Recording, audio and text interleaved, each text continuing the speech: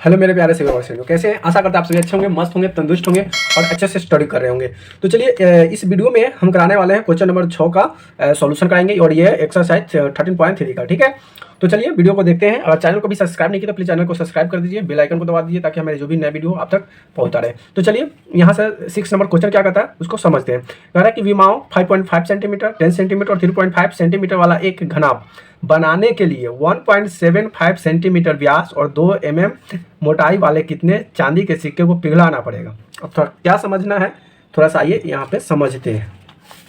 तो सबसे पहले आपको हम बात करें तो ये देखिए, ये सिक्का है, चांदी का सिक्का है। ये क्या है? चांदी का सिक्का है और ये घनाभ है। क्या है?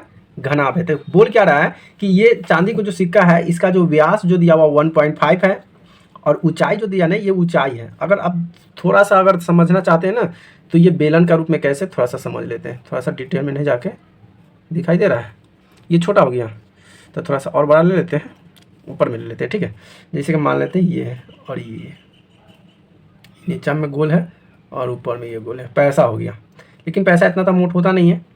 अगर इसको और छोटा बात करें तो सीधे यहाँ से मान लीजिए कि गोल है और फिर यहाँ से ऐसे गोल है। ठीक, बिल्कुल इस तरह का पैसा है। समझ में है ना?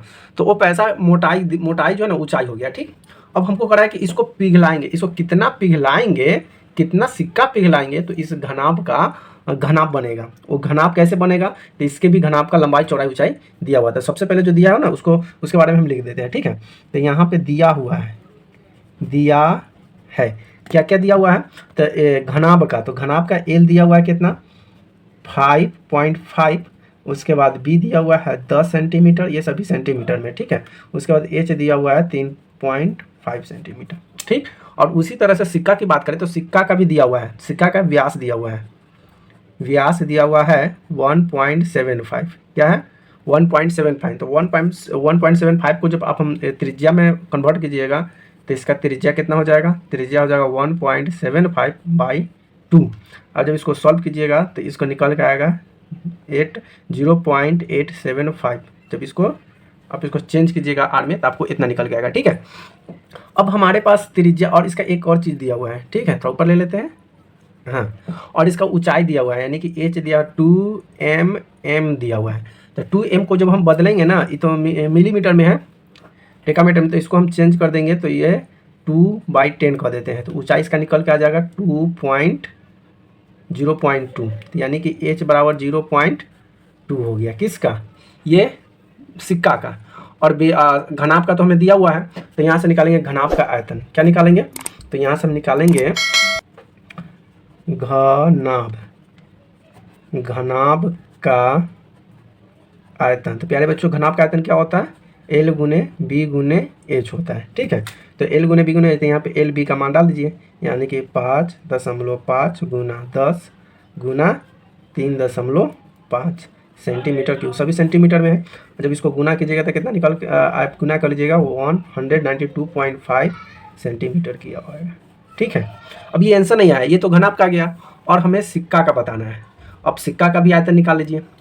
तो प्यारे बच्चों, सिक्का का आयतन बता दो क्या होता है। सिक्का बोले तो शंकु, तो यहाँ से लिखना है आपको सिक्के का आयतन। तो सिक्के का आयतन कितना होता है? πr² होता है।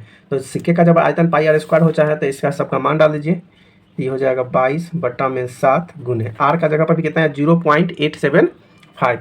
तो यहाँ पे 0.875 स्क्वायर में है तो इसको 2 बार लिख देते हैं 0.875 गुना एच के जगह पर कितना है 0.2, कितना है 0.2 है।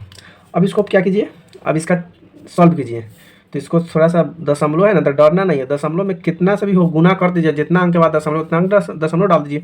देखिए इसको 7 से जब इसको काटिएगा तो पॉइंट रह जाएगा 7 एकम 7, 7 दूना 14 और 7 पचे 35, यानी कि 0.125 आएगा। ठीक है, अब इसको थोड़ा सा डिटेल में बढ़िया से लिख देते हैं। तो हो जाएगा 22 गुना 0.125 गुना 0.875 गुना 0.2, और सबको जब एक बार गुना कीजिएगा तो आपको गुना करने पर आएगा 0.48125 आ जाएगा। ठीक है, आप चेक कर लीजिएगा क्योंकि हम चेक किए हुए हैं गुना के। ठीक है, तो जब इतना निकल के आ जाएगा तो अभी हमारे पास आंसर नहीं है। अब हमको क्या करना है, हमें निकालना है कि उसकी संख्या यानी कि सिक्के की संख्या निकालना है।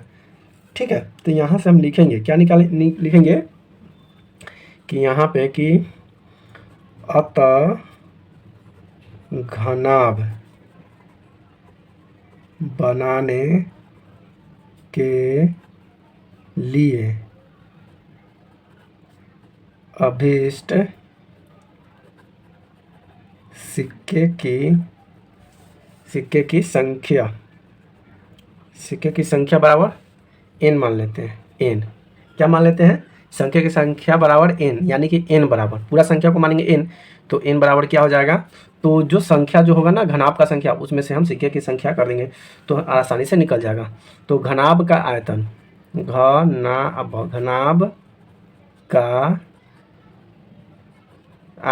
घनाभ का आयतन बटा सिक्के का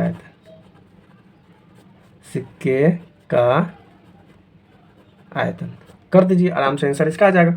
तो घनाभ का आयतन कितना निकल के आया दोस्तों, तो घनाभ का जो आयतन हमारे पास निकल के आया था 192.5 और बटा में आया था कितना, सिक्के का आयतन था, सिक्के का आयतन अभी निकल के आया कितना 0.84125। अब इसको जब दशमलव में आप इसको चेंज कीजिएगा ना तो आसानी से इसको आएगा, थोड़ा सा आप कर लीजिए, चलिए नहीं आता तो हम ही कर देते हैं। तो जब इसको चेंज कीजिएगा ना तो ये हो जाएगा 1925 बटा आई दशमलव को उड़ा के नीचे में हो जाएगा 10। फिर उसी तरह से इसको लिख दीजिए 48125 और बटा ये दशमलव को एक दशमलव का अंक है 1 2 3 4 5, तो यहाँ पे 5 0। यहाँ तो कोई दिक्कत ना होगा जी। अब इसको जब थोड़ा सा डिटेल में आइए तो ये हो जाएगा 1925/10 और ये इसको पलट दीजिए गुना, तो ये चला जाएगा ऊपर 1 0 0 0 0 0 5 गो 1 2 3 4 5, ज़्यादा जीरो दे दिया तो आंसर थोड़ा सा गड़बड़ा जाएगा। ठीक है, अब यहाँ पे हो जाएगा 48125। ठीक है जी, अब इसको काटिए तो देखिए 1 0 से 1 0 कट गया। आई 1925 जो है ना ये कटेगा कितना बार में कट जाएगा, तो 25 बार में कट जाएगा। अब 25 से ही कट जाएगा 25 चौका 400 बार में, तो 4 बार में 2 0 है तो 2 0 डाल दीजिए, यानी कि बच गया कितना 400। जो 400 जो आया यही हमारा आंसर हो गया। यानी कि जो सिक्का जो है 1.75 का सिक्का, उसको घना बनाने के लिए कितना चाहिए, 400 सिक्का चाहिए। जब 400 सिक्का होगा तभी जाके ये घना बनेगा। समझ में आ गया, ये सिक्का जो है 400 सिक्का होगा तब जाके इतना बड़ा ये घन बन पाएगा।